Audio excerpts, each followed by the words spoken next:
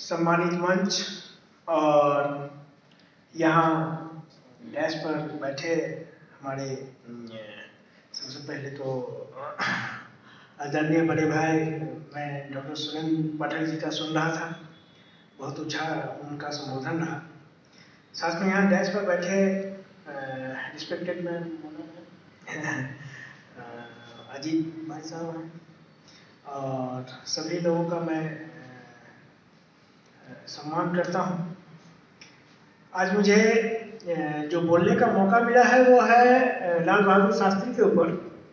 हालांकि कल हम लोग जयंती मनाने जा रहे हैं डॉक्टर राजेंद्र प्रसाद जी का, उनका 139वां जयंती है और अभी हाल ही में 11 जनवरी को हम लोग पुण्यतिथि मनाने जा रहे हैं लाल बहादुर शास्त्री जी का। और दोनों ही व्यक्ति ने हम लोगों को बहुत ही प्रभावित किया है, उनका जीवन, उनका आचरण, जिस तरह से आचरण की बात डॉक्टर पाठक साहब कर रहे थे, तो इनका भी जो जीवन है डॉक्टर लाल बहादुर शास्त्री जी का, वो काफ़ी सादगी भरा जीवन रहा है और इनका बचपन जो है बहुत अभाव में बीता है।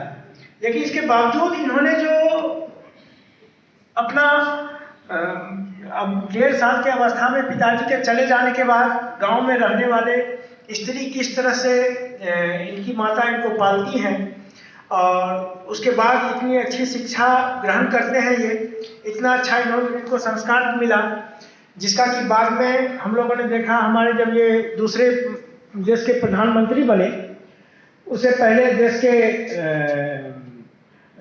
मंत्री रहे, मंत्री काल में रहते हुए, रेल मंत्री काल में रहते हुए इन्होंने अपने माँ से भी एक बार झूठ बोला और झूठ बोलने का तात्पर्य इन्होंने यह बताया कि अगर मैं सत्य बता दूं तो माँ थोड़ी सी सामाजिक है और किसी को बता देगी कि इनका बेटा मंत्री है तो माँ सिफारिश लेकर आ जाएगी और माँ की बात कैसे टालेंगे, तो इसलिए इन्होंने झूठ बोला था कि मैं एक सरकारी नौकर हूँ से। बाद में लोगों ने बताया उनकी माँ को कि आपका ही बेटा मंत्री है, तो माँ ने जब उनको कहा तो वो हंसते हुए बोले कि फिर टाल दिए, उनका माँ का मामला था। तो इनका जीवन इतना सादगी भरा रहा है शास्त्री जी का। प्रधानमंत्री काल में भी इनके जो भी फैसले रहे, इनका तो जो नारा था कि जय जवान जय किसान, और हम सबको याद होगा कि उस वक्त एक बार देश में खाद्य संकट आई थी और उसको इन्होंने इतने अच्छे प्लानिंग से उस चीज से निपटा। तो ये कहीं ना कहीं उनका जो संस्कार मिला हुआ था बचपन से, उनकी जो शिक्षा मिली थी उसकी देन थी। तो इस तरह का जीवन रहा है शास्त्री जी का।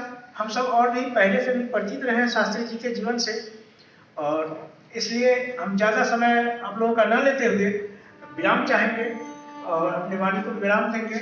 आप सबका धन्यवाद, आप सब लोगों ने मुझे सुना और विशेषकर खुशी ग्राम फाउंडेशन और रेडियंस मीडिया का अजीत भाई साहब को मैं बहुत शुक्रगुजार हूँ जिन्होंने मुझे मौका दिया। और डॉक्टर सुरेंद्र पाठक जी ने मुझे कहा कि सुधीर भाई को आना है, तो उनका आदेश मैं टाल नहीं सकता हूँ। तो आप सबों का धन्यवाद।